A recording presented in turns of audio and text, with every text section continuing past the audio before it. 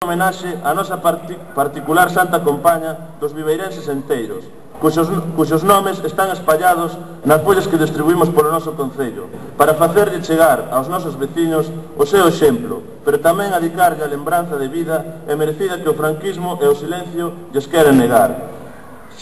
Eses viveirenses vos, pais, avós e bisavós de algúns de vos, nomes prohibidos que chegaron a nós en voz baixa, vítimas da criminal determinación do franquismo que deixou en Viveiro a pegada inequívoca da súa verdadeira intención que non era outra que matar, aterrorizar, a fin de que toda a experiencia política e aprendizaxe social de décadas ficase sen transmisión, ficando como único destino nas furadas, nos muros e nas tumbas perdidas que ateigan a nosa xeografía. Neste acto de hoxe estamos logo a recuperar unha parte de nós, unha parte que nos roubaron. Coñecer ese pasado vivo de moitos dos nosos conveciños ten que valer para que non se consuma a peor das derrotas, que non é outra que a derrota do esquecemento. Lembrar en definitiva vale a pena. Lembrar é necesario por tanto sangue derramado, por tanta violencia, por tanto sufrimento.